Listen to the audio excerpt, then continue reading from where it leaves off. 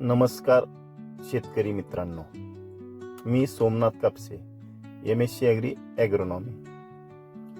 आज मी आलोय कांद्याच्या शेतात. बघा, इथं काही झाडं अगदी तंदुरुस्त आहेत आणि काही ठिकाणी मात्र पिवळी पडत चालली. पाणी व्यवस्थापन, खत व्यवस्थापन सगळं झालं तरीही कांदा पीळ मारतोय.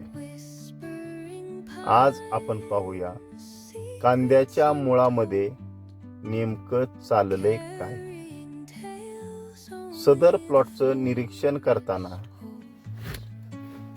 कांद्याच्या माथ्यावरील मुळी कुजती आहे आणि कडेच्या मुळ्या मात्र सशक्त दिसत आहेत. मुळाच्या बेसल भागात तपकिरी पिवळट किंवा राखी रंगाची बाब दिसते आणि मधील मुळे कुजत चालली. मित्रांनो, हा आहे फ्युजारियम बेसल रॉट. हा कांदा पिकातील अत्यंत सामान्य आणि घातक बुरशीजन्य रोग आहे.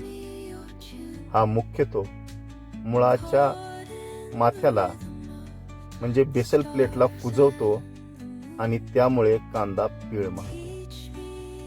या रोगाचं शास्त्रीय नाव आहे फ्युजारियम ऑक्झिस्पोरियम स्पेसीज सेपिया आणि कधी कधी फ्युजारियम ऑक्झिस्पोरियम स्पेसीज सोलानी.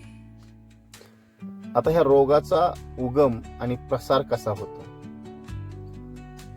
हा रोग कांद्याच्या मुळावरती जमिनीतून येतो आणि जमिनीत हा दीर्घकाळ म्हणजेच 5 ते 10 वर्ष टिकतो. ज्यावेळेस जमिनीतील तापमान 25°C ते 30°C असते आणि ओलावा जास्त होतो, त्यावेळेस ही बुरशी झपाट्याने वाढते. आता सुरुवातीच्या वेळेस हे प्लॉटवरती काय लक्षणं दाखवतात ते पाहूया.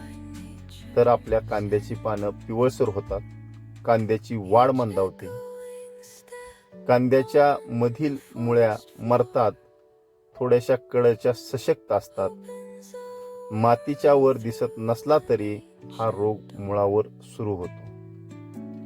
त्यानंतर मुळाच्या माथ्यावरती तपकिरी आणि कुजलेला थर जमा होतो. त्यामध्ये बुरशीचे मायसिलियमची पांढरी आणि गुलाबी वाढ दिसते आणि ज्यावेळेस प्लॉटमध्ये पाणी साचते त्यावेळेस हा रोग झपाट्याने वाढतो आणि शेवटच्या अवस्थेमध्ये पूर्ण मुळे मरतात आणि कांदा पीळ मारतो आणि झपाट्याने वाढतो. कांद्याचा बल्ब खालून दाबला तर तो मऊ वाटतो आणि अटॅक जर जास्त असेल तर कधी कधी वास मारतो. अशा वेळेस मुळावरती अटॅक झाल्यामुळे आपली कांद्याची अन्नद्रव्य वर घेण्याची क्षमता कमी होते किंवा संपून जाते. कांद्यातील मधील मुळ्या म्हणजे इनर रूट प्रामुख्याने प्रमुख आणि दुय्यम अन्नद्रव्याशी संबंधित असतात आणि कांद्याच्या कडेच्या मुळ्या मायक्रोन्यूट्रियंट्सशी संबंधित असतात. आतला मधल्या मुळ्या नत्र, स्फुरद, पालाश, कॅल्शियम, मॅग्नेशियम आणि सल्फर हे मॅक्रोन्यूट्रियंट्स आणि सेकंडरी न्यूट्रियंट्स घेत असतात. त्यामुळे मधील मुळी कुजल्यामुळे कॅल्शियम न उचलल्यामुळे पेशी भित्तिका मजबूत होत नाही, कांद्याच्या पातीतील कडकपणा कमी होतो आणि मित्रांनो, मॅग्नेशियम न उचलल्यामुळे प्लॉट पिवळसरपणा दाखवतो, प्रकाश संश्लेषण कमी होते आणि याचा थेट परिणाम उत्पादनावर होतो. बुरशीची सुरुवात ही कांद्याच्या बेसल प्लेटमध्ये होते, त्यानंतर कांद्याच्या बल्बमध्ये आणि पानावरती असा याचा क्रम राहतो. ह्या बुरशीचा जीवनचक्र 5 ते 10 वर्ष आपण पाहिलं. ही बुरशी जमिनीमध्ये जिवंत राहू शकते आणि पोषक वातावरण मिळताच झपाट्याने वाढते.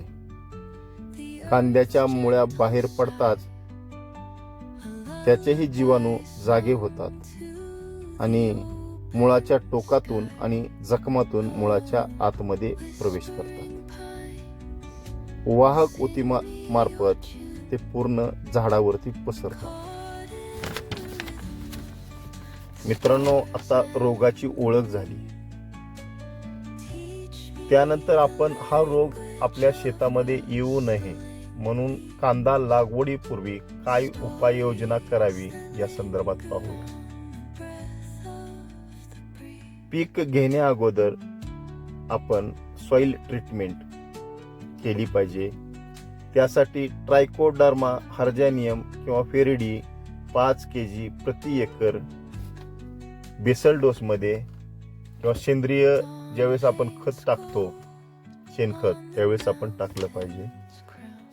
कांदा लागवडीपूर्वी बीज प्रक्रिया 22 2 ग्राम पर kg किंवा ट्रायकोडर्मा 5 ग्राम पर kg अशा पद्धतीने केली पाहिजे. ज्यावेळेस आपण रोप नर्सरीतून मेन शेतात लावतो त्यावेळेस ती रोप कार्बेंडेंजियम 0.1% द्रावणात भिजवून परत लावली पाहिजेत, जेणेकरून मुळावरती ही बुरशी वाढणार नाही. आणि ज्यावेळेस पावसाचं वातावरण असेल किंवा जमिनीमध्ये पाणी साचणार असेल अशा वेळेस पाण्याचा निचरा कसा होईल याकडे लक्ष दिलं पाहिजे. जमिनीमध्ये पाणी आणि ज्यावेळेस हा रोग आपल्या प्लॉटवरती दिसेल त्यावेळेस शक्य असेल तर ड्रेंचिंग करा. कॉपर ऑक्झीक्लोराइड 22 रोको, बायोलॉजिकलमध्ये ट्रायकोडर्मा, सुडोमोनस, शक्य असल्यास ह्युमिक ऍसिड सोडा. फवारणीमधून सूर्यप्रकाश असताना आंतरप्रवाही बुरशीनाशके यांचा स्प्रे करा. त्यामध्ये कार्बेंडेंजियम, अझोस्ट्रॉबिन प्लस ट्युबॅकोनेझोल, मेटॅलेक्झिल प्लस मॅन्कोजेब किंवा रोको अशा पद्धतीनं आंतरप्रवाही बुरशीनाशकाची फवारणी घ्या. बेसल डोस टाकत असताना त्यामध्ये calcium, magnesium sulphate, humic acid अशा पद्धतीनं खतं त्यामध्ये